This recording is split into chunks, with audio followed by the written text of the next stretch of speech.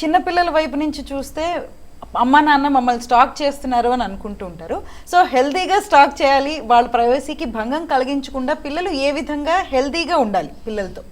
So parent stacking అంటే మామూలుగా ఏమంటారు, క్రిన్స్ అంటారు word, they will use word, నువ్వు అసలు అంటే ఈ జనరేషన్కి సంబంధించిన పర్సన్ కాదు అన్నట్టు చూస్తారు.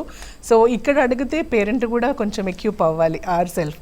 పిల్లలతో మాట్లాడేటప్పుడు కావచ్చు, పిల్లలకి సంబంధించిన నాలెడ్జ్ ఇచ్చే టైంలో, డిసెమినేట్ చేసే టైంలో వీ షుడ్ నో ఈ జనరేషన్లో ఏం జరుగుతున్నాయి అన్న నాలెడ్జ్ పేరెంట్కి కంపల్సరీగా ఉండాలి. దాంతోపాటు సేమ్ లెవెల్ ఆఫ్ ఇంపేషెన్స్ పెద్దవాళ్ళు కూడా చూపిస్తూ ఉంటారు, చిన్నపిల్లలు ఎలా చూపిస్తారో అట్లా.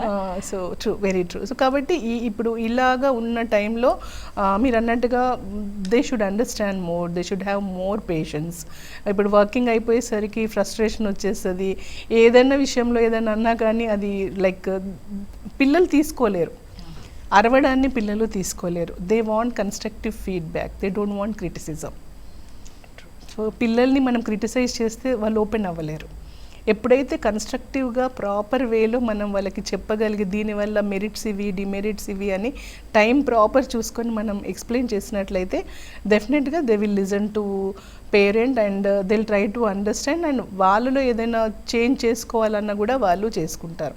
అండ్ పేరెంట్ అనేది ఎవరి కోసం, వాళ్ళ కోసమే అన్నది వాళ్ళకి కూడా తెలుసు కాబట్టి దే లిజన్. సో అందుకని స్ట్రేంజర్ ఈజ్ డేంజర్ అంట. మనకి పాక్సోలో కూడా అది రెగ్యులర్గా మనం వాడతాం కదా పిల్లలకి మాట్లాడేటప్పుడు, అవేర్నెస్ ఇచ్చేటప్పుడు. సో అది వాళ్ళకి చెప్తూ ఉండాలి రెగ్యులర్గా.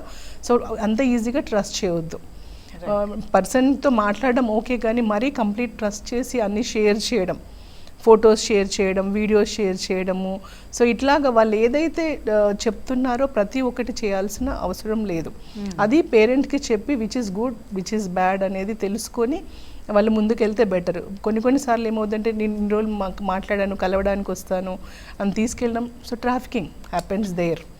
కాబట్టి ఇవన్నీ కూడా అలర్ట్ ఉండాలి. చైల్డ్కి చెప్పాలి, పేరెంట్స్ చెప్పినప్పుడే పిల్లలు అలర్ట్ అయి ఉంటారు. కాబట్టి ఇవన్నీ కూడా చిన్న చిన్న వీటి నుంచి వచ్చే పెద్ద మిస్టేక్స్.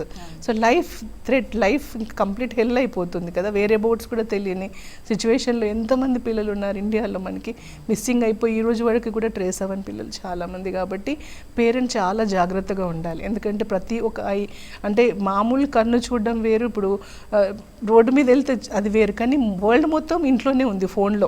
సో అక్కడి నుంచి ఎన్నో కళ్ళు చూస్తున్నాయి పిల్లల్ని అనేది ప్రతి పేరెంట్ గ్రహించాలి. అలా గ్రహించి ప్రొటెక్ట్ చేసుకోవాల్సిన బాధ్యత ఇంట్లోనే సేఫ్టీ లేదు కాబట్టి ఇవన్నీ కూడా తెలుసుకోవాలి. టెక్నాలజీ తెలుసుకోవాలి, తర్వాత పేరెంట్ ఎక్కడెక్కడ కంట్రోల్ చేసే మెకానిజమ్స్ ఉన్నాయి, అప్లికేషన్స్ అవన్నీ తెలుసుకోవాలి. So they also need education.